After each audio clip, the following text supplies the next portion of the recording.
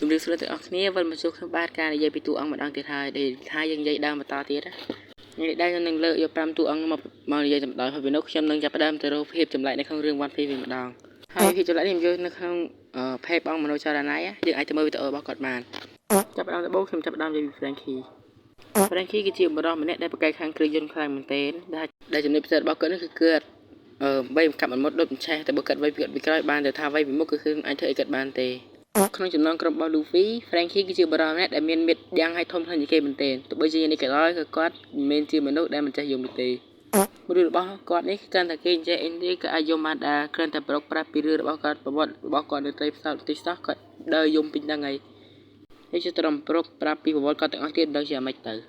Frankie អត់សូវមានចំណុចកំ pl ែអីច្រើនទេប៉ុន្តែគាត់ទៅចិត្តលេងសើច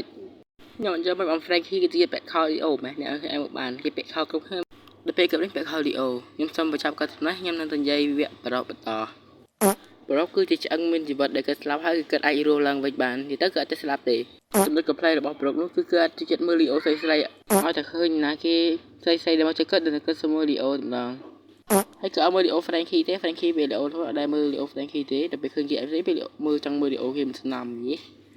ជំនាញពិសេសរបស់គាត់អាចរលត់ទឹកបានដោយសារគាត់អាចបង្កើតទឹកកកធ្វើជាយានជំនាញរបស់គាត់បានមានយាននេះគឺឆ្នាំស្រាប់ដែរប្រករួននៅដោយប្រលឹងរបស់គាត់ពឹងទៅលើប្រលឹងរបស់គាត់ប្រលឹងគាត់តិចគាត់នឹងស្លាប់ហើយគេដាក់ឈ្មោះគាត់ថាអធិរាជនៃប្រលឹងការប្រយុទ្ធគ្នានៅ Wisman Island អាប៉ែដែលខ្ញុំដាក់រួចឲ្យមើលហ្នឹងចង់ទៅចាក់ណាមីទៅអំប្រុកជួយទៅរងទានដោយសារតែប្រុកគេឆ្អើងដូច្នេះហើយគាត់គ្មានសាច់គ្មានឈាមសម្រាប់ឲ្យអាប៉ែហ្នឹងបឺតឈាមបឺតសាច់ចេញបានទេពេលនោះប្រុកក៏និយាយថាខំម៉េះចាក់គេហ្នឹងឃើញគេឆ្អឹងទេចាក់មិនមានឈាមមានសាច់បឺតអីក៏ខំមិនដែរតែមកกับគ្នាត្រឹងបានឡើយអាវុធសម្រាប់ហូតព្រលឹងរបស់ប្រុកគឺហ្គីតាដែលគាត់ចិត្តលេងជាទីបំផុតណាគាត់លេងគ្នាស្ដាប់ផងគាត់លេងស្រាប់ហូតព្រលឹងពពួកដែលមកចង់វាប្រហារគាត់ផងគាត់ហូតបានតែពួកហូមីទូទេបើថាហូតមនុស្សមែនទេហូតបានទេ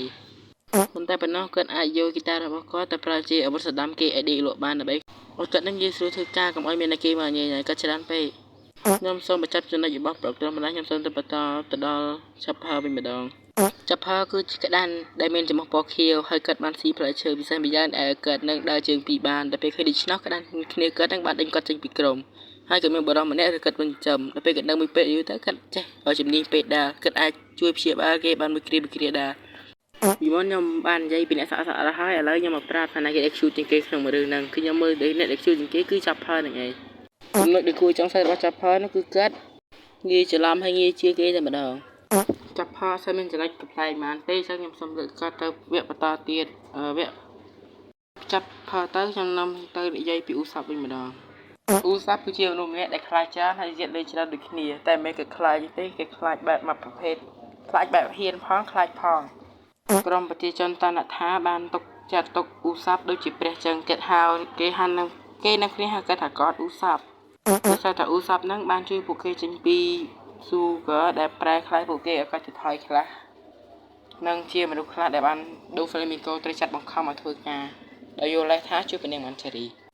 ពេលនោះ Sugar បានឲ្យUsopp ហ្នឹងភ្លក់ផ្លែឈើទៅទាំងបាយជូរម្ទេសហើរបស់ Usopp វិញតែបង្ខំឲ្យ Usopp ហ្នឹងលាតមុខលាតណាធ្វើឲ្យខ្មោចបណ្ដាឲ្យ Sugar ឃើញថាក្បាស់ស្លាប់បាត់ទៅដែលធ្វើឲ្យថយតែពួកនាងប្រែកាយហ្នឹងខ្លាចទៅជាមនុស្សវិញទាំងអស់ខ្ញុំសូមនិយាយទទួលស្រួលទេព្រោះអីខ្ញុំប្រញាប់ប្រឆាប់ចាប់មកឲ្យវីដេអូវែងពេកចឹងហើយខ្ញុំសូមលើកត្រឹមនឹងបានហើយខ្ញុំសូមបន្តទៅដល់ Robin វិញម្ដង